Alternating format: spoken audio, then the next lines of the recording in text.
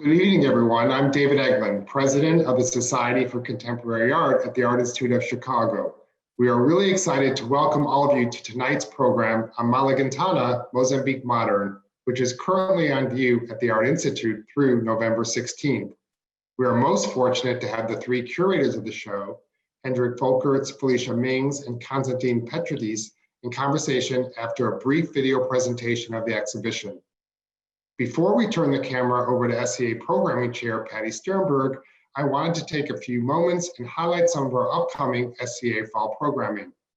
On November 12th, we'll be hosting video artist Lynn Hirschman-Leeson, who will be presenting her work in conversation with Robin Farrell. This will be a rare opportunity to interact with this important, groundbreaking artist. Then, to kick off 2021, we'll be welcoming Chicago-based artist Fahim Majid on January 28th. Fahim is an artist, educator, curator, and community facilitator who blends his unique experiences to create works that leverage collaboration and dialogue about meaningful topics facing our communities. Please sign up for these events on the SCA website.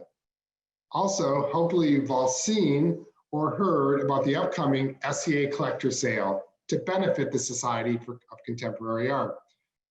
This sale will feature more than 50 works of art generously donated by renowned artists, premier local and international galleries, and world-class private collectors. The festivities start on Wednesday, December 2nd at 6 p.m., so please mark your calendars for a virtual kickoff program emceed by Tony Tassett and Jason Pickelman that will feature special guest artists and auction highlights. The kickoff event will then continue in personal, private, virtual party rooms. The online auction will run for approximately 10 days. Everyone will have a chance to see the SCA Collector Sale artworks in person during private, COVID-safe viewing hours at Right Auction. Please stay tuned for more details. We'd like to thank our lead sponsor, Prada, and our auction sponsor, Sotheby's, for their generous leadership support of the SCA Collector Sale. We hope that all of you will come out on December 2nd for the virtual kickoff, and please visit the SCA website for more specifics regarding these various events. Now let me turn the camera over to Programming Chair Patty Sternberg, who will introduce tonight's program and curators. Thank you. Thank you, David. Tonight we will be hearing from the co-organizers and curators of the exhibition Malangatana Mozambique Modern at the Art Institute of Chicago. Hendrik Folkerts, Dittmer Curator, Modern and Contemporary Art, Felicia Mings, Academic Curator, Academic Engagement and Research, and Constantine Petridis, Chair and Curator, Arts of Africa. Through their presentations and conversation, we will learn more about the artist, poet, and revered national hero of Mozambique, Malangatana Ngwenya. The SCA is proud to support this exhibition in part through the SCA Activation Fund, and we highly encourage you to visit the artworks in person if you are able. Now, please join me in warmly welcoming the co-organizers, Hendrik, Felicia, and Costa, who will introduce the special virtual exhibition tour prepared for this evening. Good evening to you all. I can't actually see you, but I know that you are there at the other side of the line, which is always a sort of a good feeling. Thank you for making the time to be here to hear us speak about the exhibition Malangatana Mozambique Modern, which is indeed on view at the Art Institute until November 16th. And I hope this virtual walkthrough, if you will, is indeed an encouragement to come and see the show for yourself. Which, you know, is still the best way to see this exhibition. And again, hopefully sort of what we share this evening will give you some valuable sort of insights and some helpful information to understand the work of this extraordinary artist, as we have so much sort of enjoyed getting to know his work over the last 3 years. Next slide, please. But before I kind of begin to introduce the exhibition, I would really like to say thanks. Thanks to the Society for Contemporary Art for supporting this exhibition through the SCA Activation Fund, which has really allowed us the opportunity to show the early work of Malangatana from sort of approximately 1959 until 1975 in the depth that we wanted to. And so a lot was sort of depending on that. And I just really want to express our gratitude for that. And as you can see here, sort of the exhibition's name, Malangatana Mozambique Modern, really encapsulates the three words that we will sort of continue to come back to. And I just want to unpack them a little bit in this first section. So if we go to the next slide, the first word is obviously Malangatana, because I want to emphasize that this is a solo exhibition of an artist who lived from 1936 till 2011, who was sort of a pioneer of modern art in Africa, and specifically Southern Africa. And so as we were going into the assignment really to make this exhibition, we knew that we wanted to make an exhibition on sort of African modern art, or sort of modernism in Africa.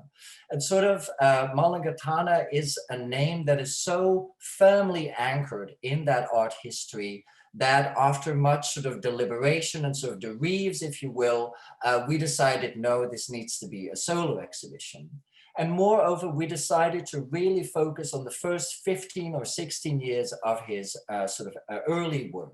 So he emerged in the late 1950s, still under the colonial regime, and kind of towards sort of Mozambique's independence in 1975. And of course, the exhibition focuses on him as a visual artist, but we also hint at and sometimes show the other roles that he took up as a writer, sort of a poet, an educator, a civic leader, etc., etc. He was an extremely versatile man and artist, so we want to celebrate that in the show. Next slide, please. And Mozambique, of course, I wanted to sort of dedicate this slide to it because this is where it all happens. And this is truly the sort of the place where his work is rooted in. Mozambique was a Portuguese colony until 1975, which is the year of Mozambican independence, which kind of started with the revolution truly in 1964, more specifically on September the 25th, in the north of Mozambique, which you can see on the map here, by the sort of upheaval or sort of the revolution started by the Front for the Liberation of Mozambique, which was founded by Eduardo Mondlane, among others. Malangatana was born in the far south, so really on top of South Africa, in a small town, Matalana. And at the age of 12, he moved to the big city, which was still then called Lorenzo Marx and now called Maputo, which is actually where he lived for most of his life, from the age of 12 until he passed away in 2011. Next slide, please. So modern, the third word, which is a very big word, actually. As I've told you, like the reason for focusing on his work 1959, 1975, so the early work, was not only because this was the phase of his career where he was engaging in the boldest sort of experiment, and truly the time where he sort of established his signature style and kind of established his work in its relationship to the world around him. But also this was a time of extreme upheaval in Mozambique, so towards the independence in 1975. And this kind of points to something that is sort of the undercurrent of the show, that we hope this exhibition is a lens to look at modernisms of different forms of modern art in very different parts of the world, as they are sort of interconnecting artistic innovation, making work in kind of the dusk, if you will, of a sort of colonial regime, and this narrative of sort of independence, which are defining relationships of a lot of modern art forms in the global South. And maybe just to give you, before we step in, to take a step back, how we started this exhibition was through a series, so the Modern series, which was established a number of years ago for two reasons. First, to inspire and to sort of encourage and increase a sort of a collaboration between So different sort of curatorial departments at the Art Institute. And I do really think that our exhibition and our collaboration is such a wonderful example of that. But secondly, to also revisit and sort of approach how modern art has lived at the Art Institute and how we want to move forward with this. And again, I want to emphasize that, I keep coming back to the word modernisms as sort of a plural form to appreciate and to expand upon and to work towards how different modern arts forms have existed in different times, in different spaces, and sort of in different parts of the world. So without that, I'm very pleased to announce sort of a video walkthrough that we have made, or that we have helped made, I should say, specifically for this wonderful occasion. So that's about a 5-6 minute sort of walkthrough of the entire show, after which we will kind of pick one or sort of two works from each section of the exhibition, just to give you a little bit more of sort of a background to what sort of the narrative of the show is. So with that, Devin, who I should also thank very much for making this all so smooth, you can start the video, please.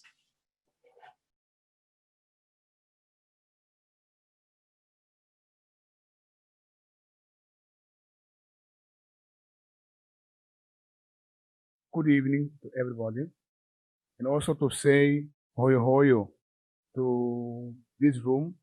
That means welcome. And I say hoyo hoyo because, well, I feel a little bit that for some minutes, this room is going to be my house. It's going to be Mozambique, but also it's going to be part of the world, because I'm sure that art and culture, they are nothing if they are closed to their houses, Zimbabwean house, Mozambican house, South African house, Namibian's house, Tanzanian's house, American's house, European's house. And because I think that art and culture is something to share together. To share together because they are part of the development of the world. When I started to confront myself with, I'm painting only through spirits, only through the goddess, the roots, or also I'm painting as somebody who wants to transmit, he wants to tell something that belonging to his little country, Matalana, belongs also to Mozambique, belongs also to Southern Africa, belongs also to Africa, belongs also to the world.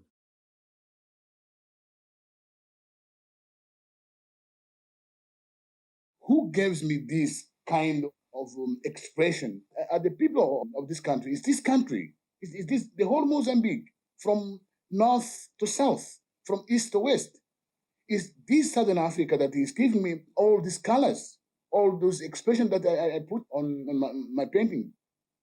I believe that without this earth, this red earth of this country, this red sand of this country, where today I'm playing with children on it,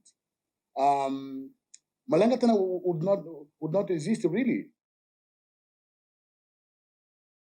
Once I had the exhibition, it was 1961 or even a little bit before, and I could understand how priests or administrators or governors, they were looking to my painting and saying that, oh, it's so pity that really this is not expressing our way of understanding.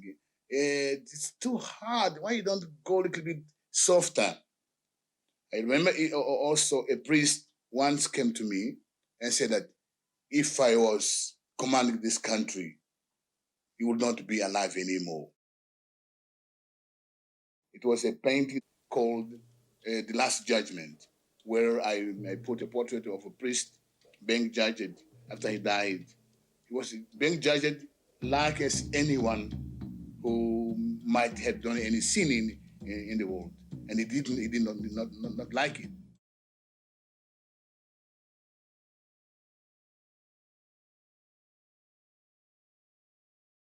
Mozambique had gained the independence, unfortunately, through war, through fighting.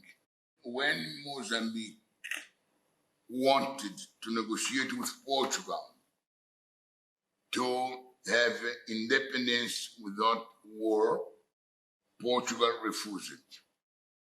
And Mozambique had to fight. And this fighting, unfortunately, costed a lot of lives, a lot of destruction, both physically, material, morally, and also some ethic of human being. But the reason why Mozambique had to go for the war, it was Portugal wanted war.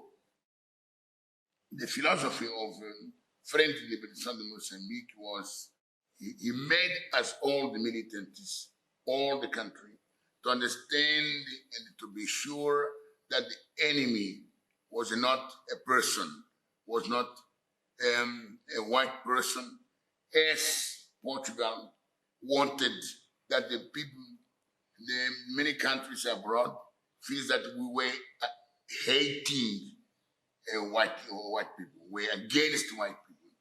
No, what we were against was the role of administration of this country.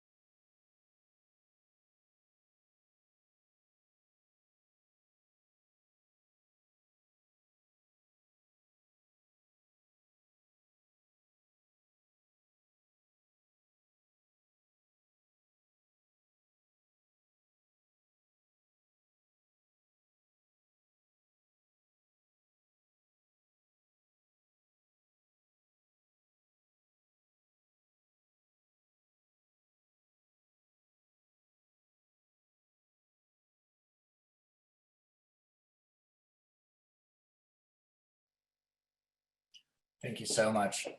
Always really wonderful to hear him speak, actually. And as you may have noticed, one of the fragments was actually from 1989 when he came to Chicago to give a talk at the School of the Art Institute. So that's a really wonderful link to Chicago as well. I'm gonna kind of take you or to kind of go into the first room. A hybrid education is it's called, as you can hopefully see a little bit on the right here. And why we called this room that way, because his education is quite mixed. It's quite kind of merging different influences, really. On the one hand, sort of a self-taught sort of artist, but also someone who took sort of evening classes, for instance, at the Arts Club in Puto.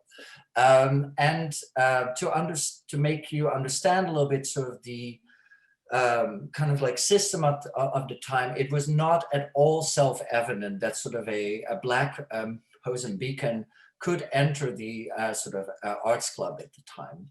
It was sort of a sort of culture of assimilation, where sort of a Black man in this case was expected to adopt sort of the language and sort of the virtue and sort of the mores of sort of the colonial regime in order to be able to participate in certain aspects of a society. So Malangatana actually started to work there and was able to, via that way, also gain access to some parts of the Arts Club education. And the Arts Club at the time was really part of the sort of a colonial system, in the sense that what was being sort of taught there, and we can go to the next slide, was a European modern art style. And in the Blue Woman from 1959, which you see on your screen here, you can see that kind of influence. 1959, so he is 22, 23 years old. And so the influences of like cubism and different forms of abstraction, there's some like surrealist sort of aspects to the work as well, are quite sort of visible, I would say, in sort of the shape of the face of the sort of woman in the front, this like sort of a dreamlike sort of background with the floating eye and sort of the doubling of the sort of a figure. But this is also still the time that he uses a fairly sort of a traditional perspective with this figure on the front and sort of this background scene with sort of the objects on the table and kind of other things happening in sort of the background. So around this time, 1959, he meets Pancho Guedes, who was an architect and somewhat sort of a very important figure within sort of the intellectual elite of the time in the city. Very much a modern architect himself, with this amazing sort of architecture that we saw when we were there as well. But that's for another exhibition and another sort of night, perhaps. And sort of these two men, they become lifelong friends. And what Guedes really did for Malangatana is give him the space and sort of the opportunity to work a couple of years kind of in his own sort of rhythm, uninterrupted by the need of having to do another job, but also to say, forget all of this, forget the influence of European modern art, forget what you're supposed to do, and actually go back to your hometown, which, as I said in the beginning, was a really small town. Spend 4 months there and look at the world around you. Like, look at the visual sort of information, but also look at what is happening in your world at the moment. And this sort of created these 4 months, sort of staged or sort of enacted this giant leap in his work, which Costa will actually talk a little bit more about for the second section of this exhibition. So Costa, take it away, please. Thank you. So we can move to the next slide. And thank you for all these introductions. And yes, so here we are in the next room, the second room of the exhibition, the section called Mythology and Religion. And the title and the theme of that room refers directly to what Hendrik was just telling us about, and also to that quote that we heard in the video, where Malangatana himself is acknowledging the importance of the land, the importance of the environment of the context in which he grew up and in which he lived, and also refers to the lasting presence and influence of his hometown, Matalana, about 40 miles away from the capital, Maputo, and we'll return to that place later. But so in that period, he developed a particular interest in local customs and practices, beliefs, mythology, and religion of his original culture, the Ronga people. And you see that reflected in his work, but what you also see is the presence, the emergence of elements that refer to the imported foreign culture of the Portuguese colonies, specifically through the lens of Christianity in its form of the Catholic Church. You see the appearance in many of his paintings of this Christian culture that is present in Maputo, and specifically also the contrast or conflict between the church and traditional religious practices that then reflect the conflict and the tension between the original Black Mozambican population to which Malangatana belonged, and this foreign presence of occupants and Portuguese. We can go to the next slide, where you actually have an example with that title, The Scene of the Diviner, of a more straightforward descriptive painting, if you wish, that is a very direct reflection of this recommendation that he received from his mentor, guide, and friend, Pancho Guedes, to go and spend time in his hometown, Matalana, and be inspired by his own cultural roots and backgrounds. And so he would be very fascinated by various elements of religion. And in this scene, you see a portrayal of a female diviner, a soothsayer, somebody who in many African contexts plays a critical role in terms of dealing with the unknown and dealing with threats and conflicts of any sort. And it's much about looking into the past in order to discover the roots, the causes of certain problems and conflicts, whether they're of a material nature, misfortune, conflict with your neighbor, or worse, with your wife or husband, or of an immaterial nature, dealing with the other world and the spirit world. And what you see in this scene is like the female diviner with her typical attributes, this necklace, filed teeth, a particular kind of coiffure and hairstyle, surrounded by some utensils or implements, a gourd and a ceramic bowl filled with medicines and other concoctions that she would use in her practice, surrounded by humans that are members of the family, who comes to ask and request this diviner's advice. And then also these other more fantastic beings, including animals like the snake, that have a direct reference to local Ronga folklore and mythology. The next painting that you'll see in the next slide dates actually from the same year. And here you find a great illustration of what Hendrik was talking about. This is a moment of experimentation, of seeking and searching, and of finding his own voice. And while the previous painting was relatively easy to access, and in some ways could be seen as an ethnographic document, really illustrating his environment, this is of a much more fantastic, imaginative, and surreal nature, if you wish, painted in the same year of 1961. And in this case, it's a painting that is at the Cleveland Museum of Art, one of a handful of works in our exhibition that comes from American institutions. Of course, this work is very rarely found in this country. The painting that we just focused on before is one of 10 important canvases. Well, actually, it's not canvases, it's paintings on panel that are borrowed from the Malangatana Foundation in Maputo, in Mozambique. But so this painting is fascinating because it signals what we've come to label his signature style. And it's especially remarkable because for its very dense, almost convoluted composition. It's very two-dimensional. There's no sense of space. And there's an interlocking of all kinds of creatures in this very bold colors. And you see the combination of both human beings and then these monstrous, fantastic entities, often colored in blue. And that also has a particular meaning. But of course, what is probably most striking here is the blood that is dripping from a variety of objects and people. And from the person who acquired this painting in Maputo, an American who was a medical doctor and worked for the Foreign Service for a number of years in Maputo, and who bought this painting directly from the artist.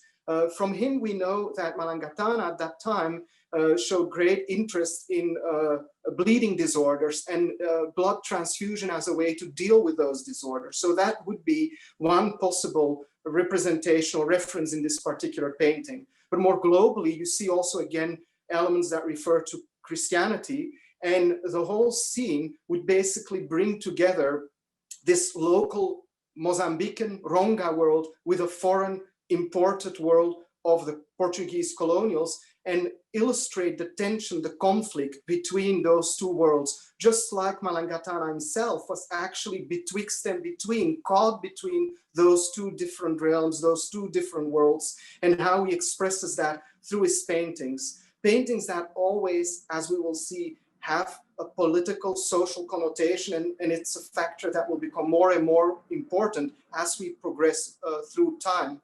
So this painting is really a hallmark in many ways, and it encapsulates in stylistic terms really one of the most characteristic features of the artist's oeuvre.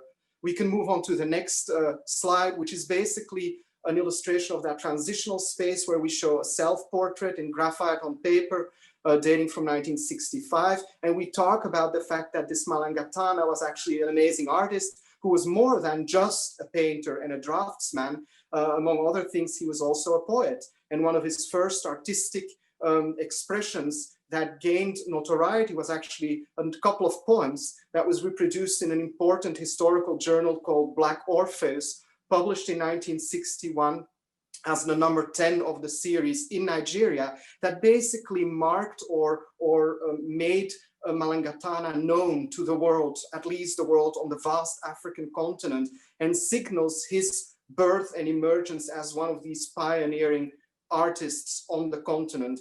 And here you see some images. I think the next slide will give you a better sense of that. Images of two important sites, important to our story, which we had the chance, all three of us, to visit, Felicia even twice. One being his studio, the left-hand slide, an interior of the studio that has remained quasi intact since the death of the artist.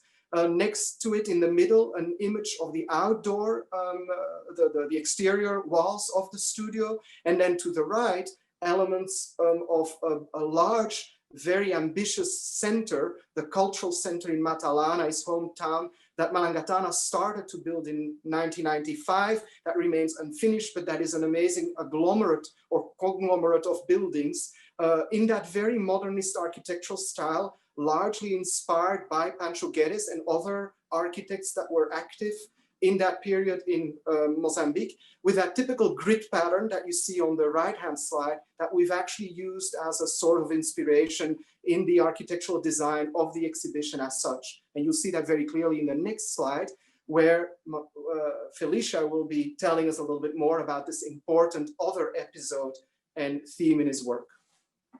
So, thank you. Thanks, Costa. Thank you all for joining us for today's talk. I don't know if you remember the video with the grid that Costa was just referring to, but you will see it again in some of the pictures. But as you move through the transitional space, we really land here in the room that we've titled Prison Drawings.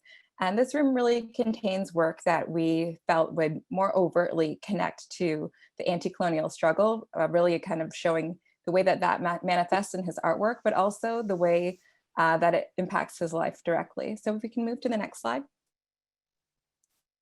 So on your left here, you're seeing Pied's Punishment Room from 1965, and to the right is The Prisoner from 1969. So these are 2 of 21 drawings that are in that particular room, and they're pen, ink, and graphite works that have basically loosely been organized under the title Prison Drawings. And so this comes from the fact that Malangatana was in prison for 18 months, beginning in 1964, and he was released on March 23rd of 1966. And he was imprisoned by the Portuguese International and State Defense Police, which is often known as PIDE for short. And this was because they suspected him of being involved with the Front for the Liberation of Mozambique. But they weren't really able to prove that, which is why he was released. And they were really at the time cracking down on all artists and intellectuals that were kind of showing any kind of anti-colonial sentiment within their work. But while being incarcerated, Malangatana began this series of drawings, and he really continues it long beyond the 18 months that he's in prison. So the works really range from 1965 to 1969, and they vary widely in the subject matter. So you really see the kind of harshness of life in prison, as you're seeing in these images, right? The kind of solo figure in this kind of small confined space. But then you also have other works that are quite different as they bring in kind of elements of fantasy or dreams and kind of longing for the pleasures of life beyond prison walls, as well as the kind of mirroring of distorted bodies and monsters and those kinds of forms that we see really prominently in some of the paintings that Costa has just shown us. In addition, the series was actually exhibited in 2009 by the Mario Suarez Foundation, and it's a much bigger series. So we looked at 43 drawings and really selected from that to make this smaller selection of drawings. If we can move to the next one though. So this is two of a beautiful series, Suicide of the Prisoner. We're looking at drawings 3 and 4 from that series, and they're actually one of my favorite bodies of work in this show, in part because it's one of the few series that Malangatana made, but also if you look really closely, it's just such intricate, beautiful, delicately kind of drawn lines that it's even hard to tell where he lifts the pen from the page. And if you look really closely at the one on the far right, I'm pointing on my screen as if you can see me indicating, but you can't, I'm sorry. But basically the painting that he made in 1964, The Last Supper, you can see in the far right corner of the image. So it's just a drawing of this man sprawled out, and beneath it you can see a drawing of this painting. So I think those little details that are within his work just make it so beautiful to look at and really make you kind of come back to not just the paintings, which are so big and intricate that you expect to see new things every time you look at it, but that also occurs within the drawings. And another thing that I want to point out though is that in this section about the prison drawings, we really try to make clear that it wasn't just manifesting in his artwork, but his actions really showed the heightened political awareness he was having at the time.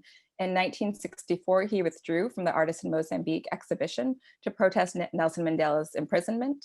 And then he also refused to represent Portugal in the 1965 Sao Paulo Art Biennial. So this were, really a formative time for him, the kind of mid-1960s, in terms of him being in circles with artists and intellectuals that were connected to FRELIMO, and just seeing more of an overt connection to politics within his art practice. I want to move to the next slide if we can. So I want to point out that we actually included 2 paintings in the room that we called prison drawings.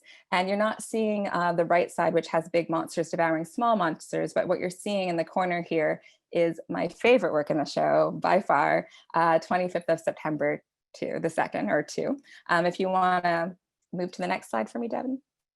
So this was painted in 1968, and it was named for the historic day, which was when the Front for the Liberation for Mozambique began their armed resistance against Portuguese colonial rule, which Hendrik had mentioned. So FRELIMO had began by an assembly of basically people fighting for liberation in the north in 1962, but the actual armed state. And so this was something that was really exciting for me to learn and to see these works the first time I went to Mozambique, because I felt like it was a really important work for us to include. It was a really concrete kind of anchor within the body of works that we're able to access that kind of showed that confluence of kind of artistic innovation and political liberation, as kind of Hendrik spoke about us wanting to really introduce our audiences to thinking about modernisms in multiple places, and just thinking about how these 2 things really helped to shape modern art in Africa during the second half of the 20th century. And so it felt like a really critical work to include. Another thing that I love within this work that I think you can see in other works as well, but the gruesomeness of this and how it leads to multiple types of interpretation. So this has the dense composition that we're used to in his style of kind of stacked tightly figures, bulging eyes. I love that they're all kind of looking at us in a frontal view, minus one figure, and they're just crammed in there, and you have the kind of drips of blood. You have this really tangled, kind of gruesome flesh. It's kind of being peeled, like skin is being peeled back to reveal the flesh.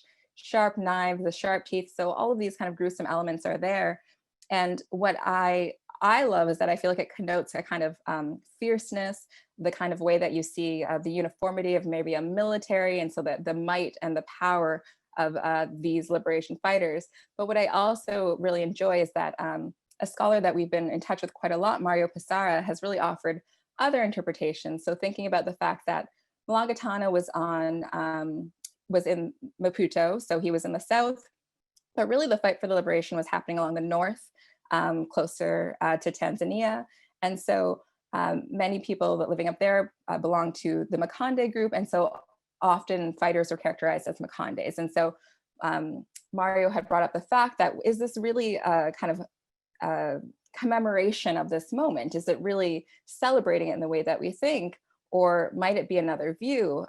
Because this is quite a gruesome look. It would be kind of terrifying for the colonial public. So might this be able to be read in another way? And I think that's really beautiful, especially when you had listened to the video and hearing Malangatana's voice and him talk about how he didn't want war. He didn't necessarily believe in war. He doesn't stand for violence. He understood it as a necessary action that had to happen toward their liberation, but it wasn't something that he had any kind of affinity for. So I think this really is a great way to read his work. We can move to the next slide. So this is the final room titled Artists of the Revolution. It's the room that closes at the show, or this is really, you're seeing large monsters devouring small monsters, and then the 25th of September, but as you go through that entry point, you're in Artists of the Revolution. So we can just go right into that final slide for me. So in this room, the center piece is really the cry for freedom.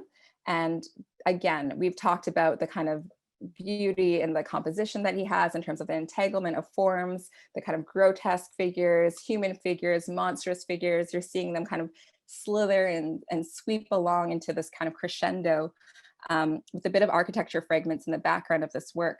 And so it has the kind of dystopian feel, it has the vibrant colors, all the aspects that we're really used to seeing in so much of his work. And this was painted in 1973, so just 2 years prior to Mozambique's independence. And so we can really interpret this density and the sense of tension, the painting, and potentially a suggestion of chaos and hope and the trepidation of kind of working toward liberation. And so Malangatana's kind of intertwining of art and politics here, I think, is not quite as overt as we see with the 25th of September, which has it in the title and very kind of clearly in the visuals. And yet the title of this, Cry for Freedom, does suggest it, as well as the content, but also the inscription on the back, which tells us that the work pays homage to two Pan-African thinkers and revolutionaries, Amilcar Cabral, who was the founder of the African Party for Independence of Guinea and Cape Verde, and Eduardo Madlan, who was the founding president of FRELIMO. And so I think in content and scale, this was a really important piece for us, in part because being nearly 6 feet long, it really anticipates the murals and further work that he does post 1975. And as we close out the show, you know, he lived till 2011 and continued to make work. So it was a really important and powerful piece for us to have as an anchor at the end to signal that it's not the end of his practice. So I will pass that on to Costa now.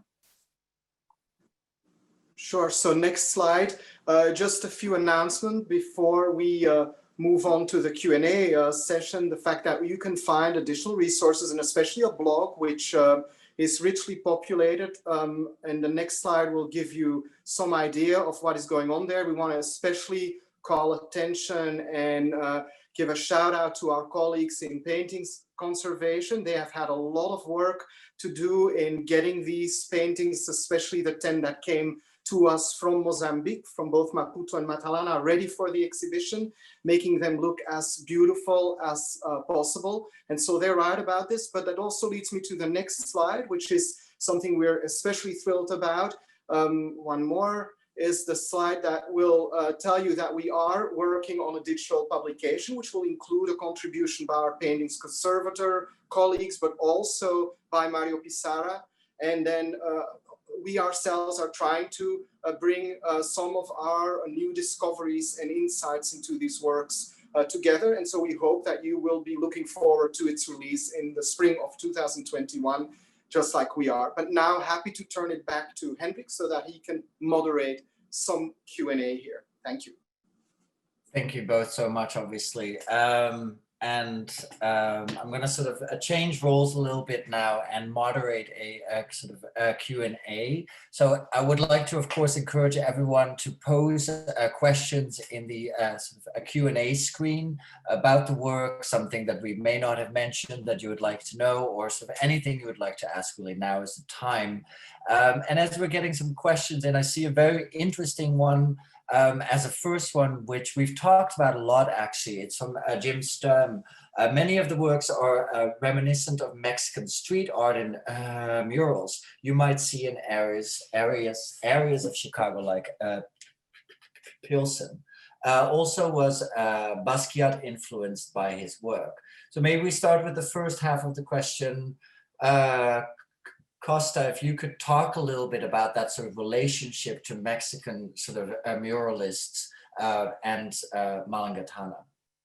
Love to, and that's a great question indeed. And we do touch upon it in a variety of places, and we've talked about it because especially when you think of his early education, but even that second room, mythology and religion, there was this myth of the self-taught artist. There was the myth of artists of Africa need to go back to their roots and only look at their own cultural background to define their Africanness, which was, of course, an important theme on a Pan-African, on a continent-wide level. But at the same time, people like Malangatana were looking around, reading around, were influenced and were seeking inspiration, as he describes himself, in a very cosmopolitan way, even without initially traveling abroad. That would happen later.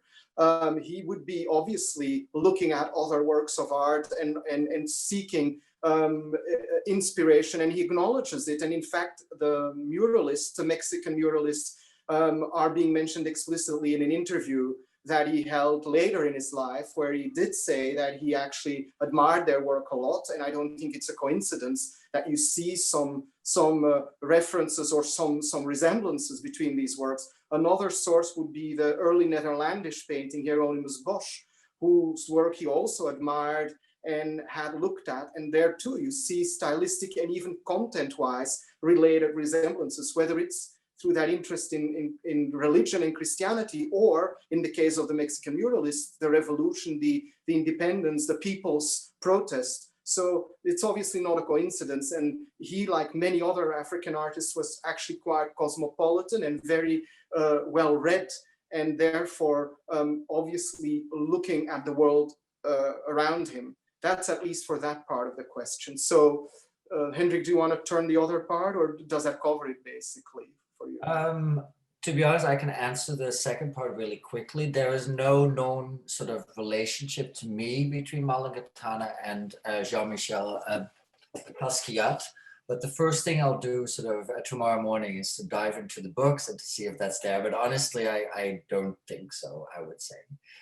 Even though, like, formalistically speaking, both artists were building still on sort of modern art, sort of from the sort of a conventional European kind of wave of modernism from the 1900s to the 1940s. So there's like, I think the relationship is in how they were sort of impacted by certain artists and what they did with that and how they reshaped it or left it behind. I mean, there's different like responses to that leads to very different sort of outcomes at the end of the day. From Mark Delancey, a really beautiful question. Malangatana's paintings depicting demonic figures devouring humans remind me of Goya's Saturn devouring his son. And of course, depictions of war and destruction also brings to mind Goya's series, The Disasters of War. That's a very beautiful reference, I think. Did Malangatana discuss his influences directly? Felicia, can you talk a little bit about that? Because you spent a lot of time sort of in his library, and that has been such an important resource for us to kind of understand, even though he never wrote about it, talked about it that explicitly, to see what his world was. Okay. Well, one thing I want to just jump back to the last question for a second and just say that there is a wonderful book by Albie Sachs that goes into the murals of Mozambique and actually shows a lot of Malangatana's murals.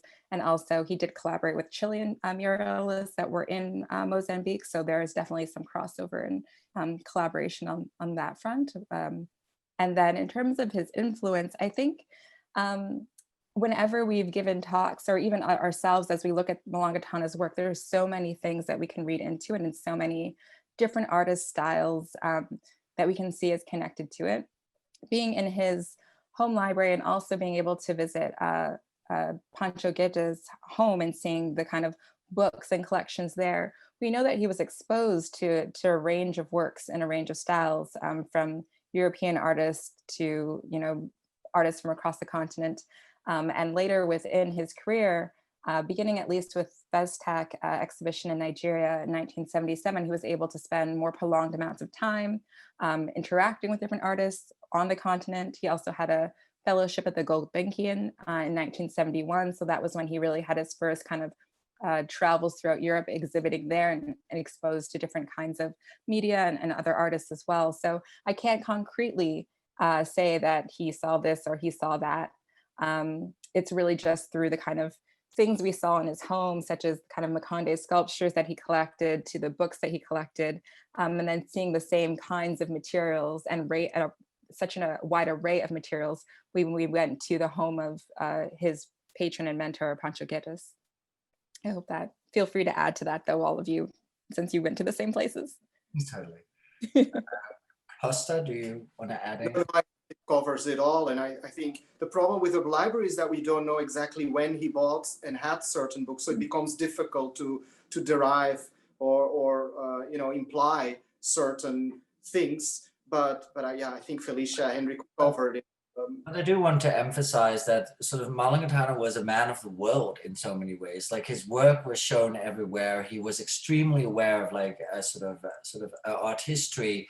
And, you know, my impression is, at least, unfortunately, sort of African modern art at the time was still often sort of regarded and understood as something completely separate of everything, right? It's such a unique phenomenon, so strange and so exotic. I mean, obviously, sort of a quote unquote in a big way. that it's only recently that we can talk about these works sort of in relationship to sort of other art histories that they were always looking at, but never maybe sort of being asked about. So there's a lot of like art historical sort of interpretation perhaps that we're doing that I sometimes feel quite safe about because it's really there in the work and you can read certain sort of influences, but that he didn't necessarily talk about himself so much. So from Bianca Bova, we have Hendrik. Can you please talk a little bit about working with the family estate of Malangatana, particularly where a selection of works and conservation were concerned? Well, Felicia went for the first time to Mozambique in 2018. We all went with the three of us together with a conservator in 2019 again. And we spent some time there, and I just want to sort of unequivocally say that this exhibition would not have happened without their support, not only because a large part of the works that we're showing come sort of directly from the sort of estate, but also they have been so active in sort of archiving his correspondence, and they really value the legacy of sort of their father in this case, because the two sons and one son in specifically is really sort of taking care of that history and take care of the legacy. And it's a young estate as well. I mean, Malangatana passed away in 2011. So it's also about us having these sort of conversations where we learn from them and perhaps they in some way learn from us as well. So talking about, you know, how the estate, what the future of it can be, and how this exhibition factors into that. So it's really been like a reciprocal learning experience. Felicia, I'm going to just like point to you to maybe add a little bit to that because you've been in touch with them so much. Yeah, I mean, I think this has been, for me, one of the best parts of working on this exhibition is really just having them be excited about what we've put together and just the involvement and engagement with the family. I think it's not every day that you get to go and spend hours in someone's home and just go through their things and say, I like this painting in your dining room. Do you think we could maybe consider it? And also, you know, going out to Matalana, to the cultural center, and hearing stories from the sons of like, you know, the music they listened to with their father and their experiences with him.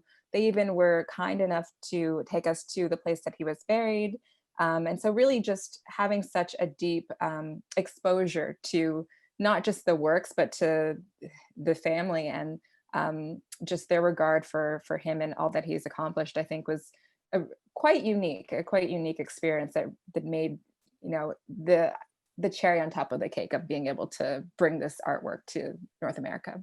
I want to put an exclamation mark sort of behind that, because I think so much of sort of Malangatana's work and his life for sure has been sort of mythologized in a way, because he was such an important national figure, especially after independence, that, you know, many stories about him and many sort of mythologies as well. And like, so talking to the sons for me was sort of the closest to getting to know the artist himself in a more sort of direct and still like mediated way. I don't want to say what they said, you know, was the absolute sort of truth, but yeah, it gave us access and their incredible sort of hospitality that, you know, we can never repay, but hopefully a little bit with this exhibition. Costa, would you like to add anything? Well, you've said it all very beautifully. I think, yeah, of course, we all regret not having had the opportunity to meet the artist. I encountered his work first in 2012 through a donation that I talked about, the painting, The Fountain of Blood, which is in Cleveland, the Cleveland Museum of Art, which was, you know, the first time that I saw his work, but that was a year after his death, unfortunately. And so, yeah, through the house and through being there and the family, we definitely arrived or were as close as we could to the artist. It's also interesting how his name is relatively well known among the small group of people who deal with modern African art.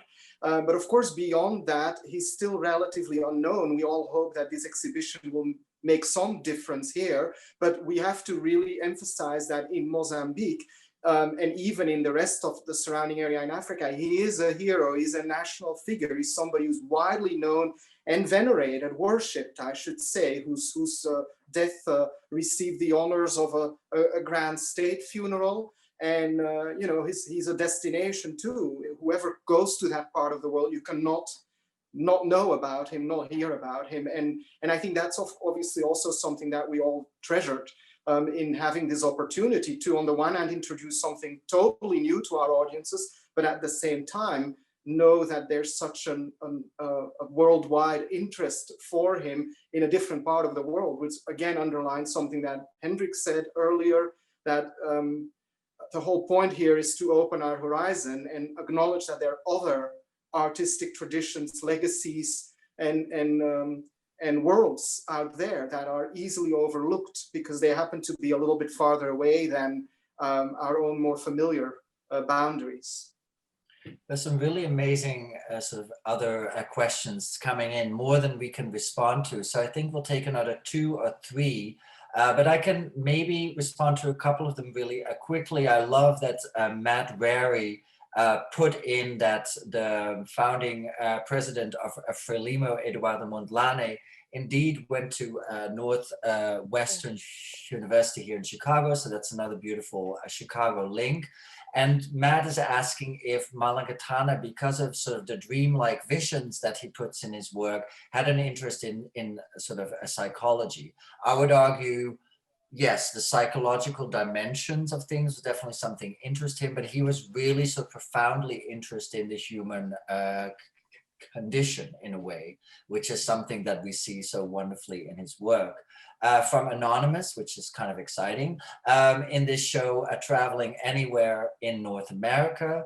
Unfortunately not, we had plans for it, but as you can imagine, making a show sort of a travel during this time is a big challenge. However, I am very excited, as sort of Acosta already said, that in the spring of 2021, we'll be making this online book about the show and about the work, which we intentionally also wanted to have sort of available online, because we're really hoping that it leads to many other things and more sort of scholarship on his work. And we actually know of a number of institutions who are working in different variations on sort of showing his work in group shows or in solo exhibitions. From Jason Pickelman, can you talk about the complexities, challenges, and advantages of putting a show like this together across multiple departments of the museum? Acosta, do you want to start answering that question? Sure. Well, the question captures a lot of it already. I think we experienced all these emotions and feelings, but it's important to reiterate that this is quite unique. I mean, unique for our institution to have such explicitly collaborative initiatives. This is a third in a series, and hopefully it wouldn't stop there. It doesn't have to be within the series, but this is extra special because it is inherent to this exhibition that it brought together people who really typically don't work together, who represent different departments. And to add to that, each one of us has a specialty that is not necessarily the one that we've been working on through this exhibition. So it also challenged us personally, individually, to basically push our own limitations. And therefore, I think to be able to come together and collaborate and discuss as we were learning is a unique opportunity that, again, hopefully can be expanded and extrapolated and adopted to other kinds of projects and exhibitions. And obviously it doesn't always need to be amongst the 3 of us. There's in total, and maybe you'll be surprised to hear that, about 40 curators. And that's only talking about curators. There's many other staff members who have great ideas, knowledge, and expertise. So I think it opens the door to collaborative work that has ultimately many more benefits than downfalls or negatives. And so I think we're all very grateful to have had the opportunity to do this. Yeah, just want to maybe kind of emphasize that a little bit. I think the best of collaborations are those that kind of allow you to step out of sort of a comfort zone, I guess, and to kind of do something that you haven't done before. And that sometimes, goes with like sort of discussions and like frustrations as well. But I'm really grateful that we were always able to kind of like meet each other in the middle sometimes, or say, okay, like I respect your opinion and we're going that way. And that has to be like sort of negotiated. So we've been working on this for almost like 3 years, sort of 2.5. And the first, year was really about understanding each other's like methodologies and sort of approaches, not only to this artist, but also to how to make an exhibition, which are, not extremely various, but they're sort of nuanced in sort of a different way. And I'm grateful, and I really mean that, by the way. I just don't say this because we're in a lecture format, of having the opportunity to learn from other people in this way, even though I can be sort of a stubborn a-hole sometimes. I know this, but we always manage to kind of make it work, I think. And I cursed in an SCA lecture. I'm sorry. Felicia, why don't you say something about that, and then I kind of pick a nice last question. I think, yeah, it's been really wonderful to collaborate. For me, this is my second show at the AIC, and both have been collaborative. And so to see and experience the difference of also collaborating on a show that's collection based, and then having the opportunity to collaborate one that's an international loan show has been a really amazing experience, because as much as the three of us really worked intimately together, we really drew in so many more people to make this whole project happen. Like the conservators were such an integral part, as other departments, exhibition design and publishing and all the usuals. But I think the level of collaboration and interacting with others for me was kind of unprecedented. And it was really beautiful to be able to learn from all those involved.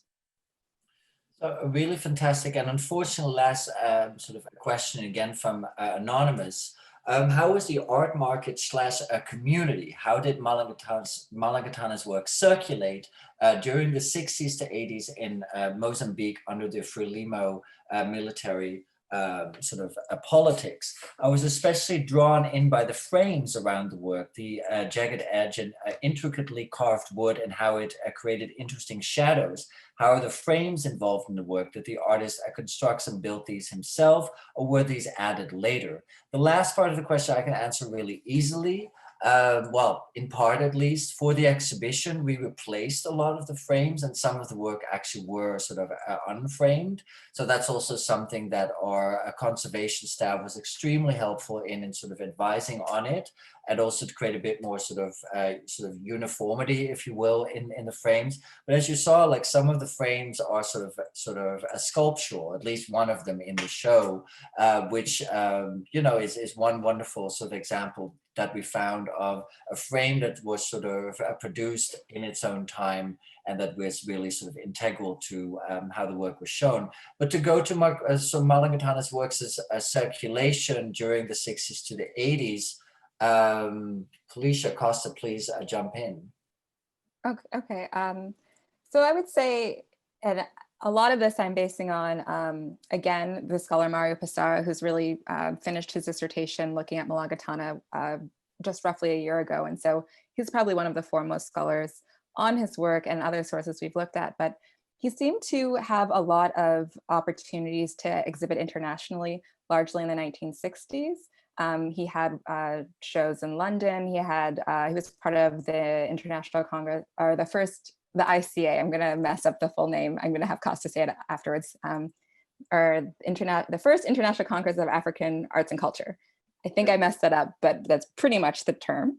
And so that really gave him a lot of exposure to some extent, because you had artists and scholars and curators from North America, Europe, bringing together African art and also European art.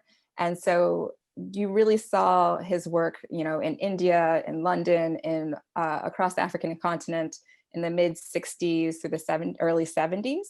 And then an interesting thing happened is when Mozambique gains independence, and the Front for the Liberation of Mozambique, FRELIMO, becomes the ruling party, a socialist kind of party.